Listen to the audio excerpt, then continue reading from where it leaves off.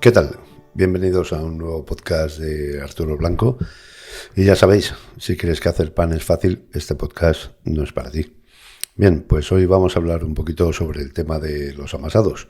Y digo un poquito porque el tema de los amasados nos llevaría horas.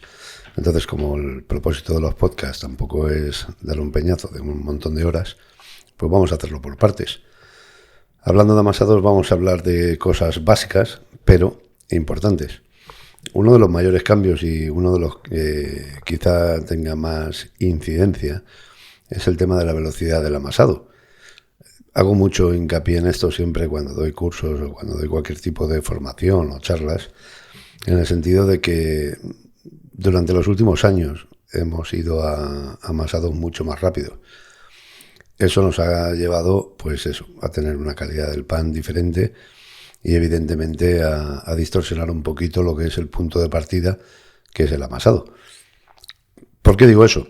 Pues porque evidentemente vamos a decir que nuestros padres amasaban con unas amasadoras que eran bastante más lentas y les venía pues ya por defecto, digamos. Nosotros hemos tenido otro tipo de maquinaria y la hemos hecho servir, como siempre digo, dándole 2 minutos en lenta y el resto en rápida. Y le dábamos 2 minutos en lenta porque si no nos salpicaba el agua o la harina. Si no, también se lo hubiéramos dado todo directamente en rápida. ¿Qué ocurre? Que todo eso hace que nuestra harina, que es un elemento bastante importante dentro de esta ecuación, no tenga el tiempo suficiente para absorber correctamente esa hidratación. Y digo absorber correctamente porque aunque nos parezca muchas veces que, bueno, pues que ya la ha amasado y ha retenido el agua, también es verdad que seguro que os habéis encontrado alguna vez con que las masas empiezan a sudar y empiezan a darnos problemas por todo el proceso, ¿vale? Además de que evidentemente cuando una masa empieza a sudar, mal asunto porque nos está dando la señal de que no ha hidratado correctamente. Entonces, el tema cuando expongo lo del amasado en lento y no tanto en rápido, casi siempre es el mismo. No tenemos tiempo para dar tanto amasado en lento. Hemos hecho la prueba 1.000.000 de veces y al final prácticamente invirtiendo los tiempos, por decir un punto de referencias en que tenga que ser así, depende del tipo de amasadora, de la cantidad de masa que ponga, etcétera, etcétera, de las revoluciones que tenga, pues va a distorsionar el tiempo, ¿no? Pero por poner un punto de referencia, si yo amaso normalmente 4 minutos en lenta y 12 en rápida, probar a hacerlo a la inversa, darle 12 en lenta y 4 en rápida. Veréis cómo el resultado cambia muchísimo en cuanto al pan y realmente el tiempo está siendo el mismo. Como máximo voy a tener que darle 1 minuto más en rápida, o sea, 12 en lenta y 5 en rápida. Con lo cual, la entre comillas excusa de no puedo invertir tanto tiempo, pues esa ya desaparece por sí sola. Y evidentemente el pan lo va a notar y mucho. Lo va a notar y mucho porque vamos a darle el tiempo necesario para que los almidones absorban correctamente ese agua, luego se forme el gluten y todo quede correctamente retenido ahí. O sea, no hacemos un cambio en cuanto a los tiempos, pero sí lo hacemos en cuanto a la forma. Y la forma es muy importante. Luego, por otra parte, pues siempre está la, entre comillas, polémica de qué es mejor, la amasadora de brazos o la amasadora de espiral. Hay más tipos de amasadoras, pero vamos a decir que la de brazos y la de espiral son las más habituales. Yo siempre digo lo mismo, yo amaso con la que tengo cuando llego al sitio. O sea, si es de brazos, pues es de brazos, y si es de espiral, pues es de espiral.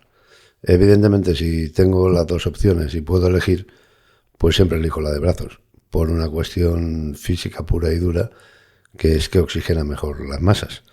Y las oxigena mejor, y esta discusión siempre existe con muchos compañeros, pero siempre les argumento lo mismo, ¿no? O sea, mira el movimiento y es una cuestión física pura y dura. O sea, la de brazos, el movimiento que hace oxigena mucho mejor las masas que la de espiral, lo cual no significa que la de espiral no funcione bien. Podemos hacer un gran pan con una máquina de espiral sin ningún tipo de problema. También es verdad que, por ejemplo, cuando yo hago masas hidratadas, que me gustan bastante, pues evidentemente la de brazos me va a dar una oxigenación que a la de espiral le cuesta un poco más. Pero, vuelvo y repito, podemos conseguir la masa correcta con los dos tipos de amasadoras. Luego a partir de ahí, una vez tenemos amasado, empiezan las otras variables, ¿no? Reposo en bloque, no reposo en bloque.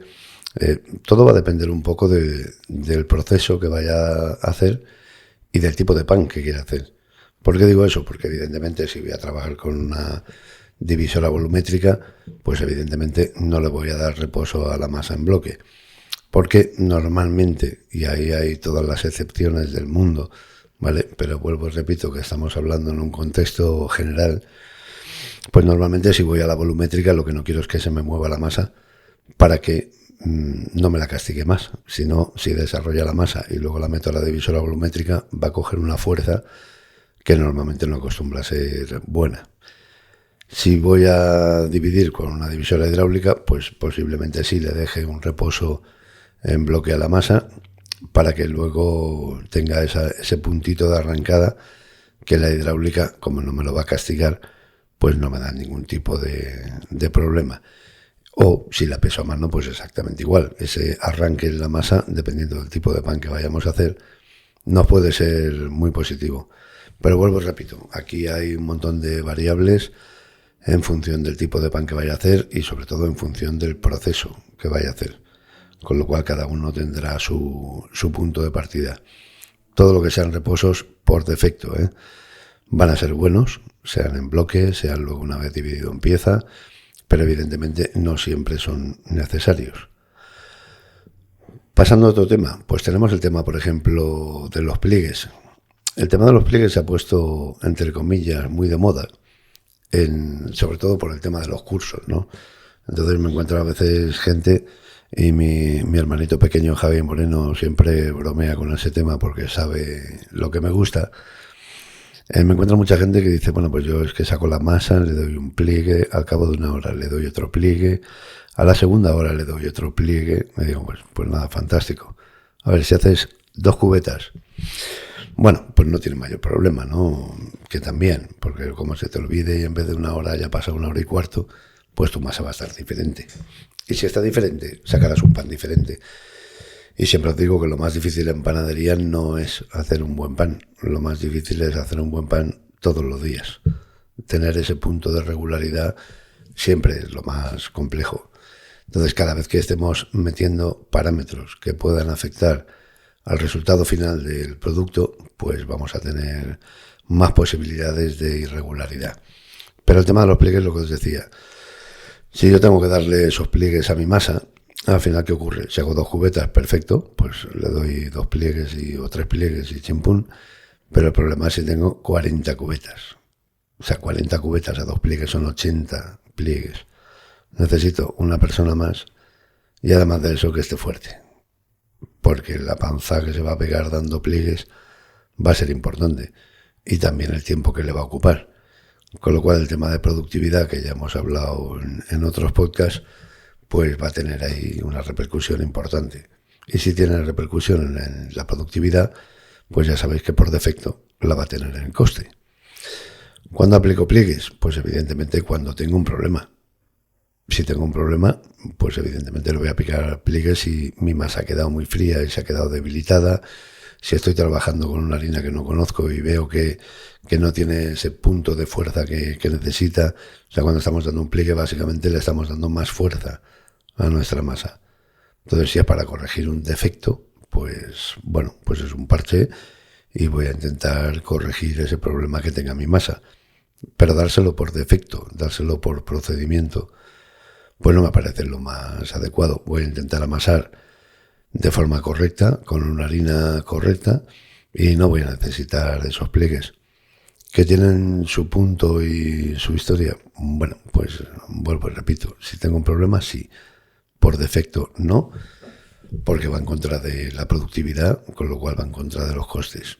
Además de que mete esa variable que os comento, ¿no? La realidad que nos dice que luego tienes 4 cubetas ahí y estás haciendo otras cosas y se te ha olvidado y un día le das a los 45 minutos y otro día a la 1 hora y cuarto de tiempo. Pues todo eso va a tener una incidencia también en cómo va a quedar nuestra masa, obviamente. Por eso, pliegues sí, pliegues no. En este caso os digo pliegues no, si no es necesario. Pero en los cursos, pues oye, todo es cojonudo. Yo en el curso tengo todo el tiempo del mundo, pero evidentemente los cursos creo que tienen que ser para la panadería del día a día. Luego están los cursos para lucirse y para decir, joder, mira qué fantástico soy, he hecho 14 piezas y están todas preciosas, foto para el Facebook y tira que te va. Pero esa no es la panadería del día a día, ¿no? La panadería del día a día es un poquito más exigente y tiene un volumen superior, con lo cual, bueno, pues si se adapta bien, pero si no se adapta, pues eso, cuando quiero hacer una foto para Facebook hago ese procedimiento y tiro la foto, pero luego sigo haciendo procesos, vamos a decir, funcionales. Por otra parte, el tema de las temperaturas de la masa, que ahí todos estamos, creo que bastante sensibilizados en cuanto a la importancia que tiene la temperatura de la masa. Obviamente va a diferir en función del tipo de cereal que estemos trabajando y en qué época del año estemos. No es lo mismo en invierno que en verano. Yo normalmente cuando estoy trabajando, si no es que tenga unas temperaturas extremas, y defino temperatura extrema, si no es que estemos en invierno y estemos en un obrador que es muy frío, o estemos en verano, que es lo más habitual, y hay un obrador donde no hay Dios que aguante porque hace un calor del 15, pues la temperatura de la masa normalmente la tenemos bastante parametrizada. ¿Cuándo tenemos que andar cambiándola? Pues eso, la semanita que nos toca siempre de cambio de frío a calor o de calor a frío, que todos conocemos y reconocemos cuando está haciendo mucho calor y resulta que de una semana para otra pues empieza a refrescar. Pues ahí es cuando tenemos que mirar la temperatura del agua y compensarla. El resto del tiempo normalmente van a ser bastante estándares. Sí que es verdad que hay obradores que evidentemente pues tienen cambios de temperatura bruscos desde el inicio de la jornada a media jornada. Y curiosamente aquí pasa una cosa simpática. En la mayoría de sitios donde voy, la gente, por ejemplo, utiliza un enfriador de agua. Y es simpático porque empiezan utilizando el enfriador de agua a primera hora. Y estamos en el supuesto de que hace calor y el obrador es un sitio donde sube bastante la temperatura. Empezamos utilizando el enfriador de agua a primera hora y cuando llega a media jornada se nos ha acabado el agua fría. Es simpático, ¿por qué? Pues porque evidentemente a media jornada normalmente ya los hornos están en marcha, ha subido la temperatura del obrador 10 o 15 grados y es cuando me quedo sin agua fría.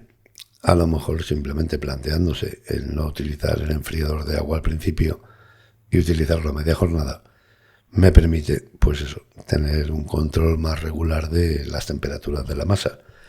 Y por otra parte luego está la opción B, que llámame loco, pero que es poner un segundo enfriador de agua. Y el segundo enfriador de agua lo digo así porque, hombre, tampoco es una de las máquinas que vale un dineral y sí que me va a solucionar bastantes problemas en mi día a día. O sea, es una máquina que creo que es necesaria y tenerla por duplicado para tener suficiente cantidad de agua fría en verano, sobre todo en muchísimos sitios donde hace bastante calor casi todo el año, pues es algo casi imprescindible. Bien, pues aparte del tema de las temperaturas de la masa, que bueno, os podría poner referencias, pero que son relativas, pero bueno, todos sabemos que en invierno vamos a sacar una masa común, vamos a llamar blanca, de entre 20 y 22, y en invierno pues la sacaremos entre 22 y 24, un centeno 28, una espelta 26, 28, etcétera, etcétera, ¿no? Pero eso va a depender del cereal, va a depender de cada obrador y va a depender también del tipo de proceso que quiera hacer. Pero digamos que esas temperaturas serían parámetros estandarizados. Entonces, pues ya veis, dentro del tema de amasados, tocándolo como lo estamos tocando, simplemente así por encima, ya salen un montón de parámetros. Evidentemente, hay muchas posibilidades a la hora de amasar, hay muchas variables a tener en cuenta, pero sí que es verdad que por lo menos intento, vamos a decir, estandarizar o parametrizar unos datos básicos por si a alguien, bueno, pues le puede servir de referencia. Fantástico, maravilloso, y si os aporto pues eso, algún dato que que veáis que puede ser interesante y lo podáis probar, pues genial. Siempre os digo, están las líneas abiertas para cualquier comentario, para cualquier sugerencia, para cualquier petición. O sea, que si hay alguien que dice, oye, pues esto de los amasados es interesante, pero nos gustaría que profundizaras más sobre, yo qué sé, las temperaturas o los tipos de harina o los procesos concretos para amasar más en lento o las diferentes técnicas de amasados que hay, como podría ser la autólisis, etcétera, pues hasta ahí estaré encantado de profundizar en esos temas. Y así pues es un camino de ida y vuelta y vosotros me comentáis un poquito también qué es lo que os puede interesar más y estaré encantado de hacerlo y de comentarlo con vosotros. Y nada, ahí os dejo esos 4 datos. Espero que os sirvan de utilidad como siempre. Y ya sabéis, aquí estamos para lo que podáis necesitar. Como siempre os digo, pensar, amasar y crecer. Gracias, un saludo y hasta el próximo podcast.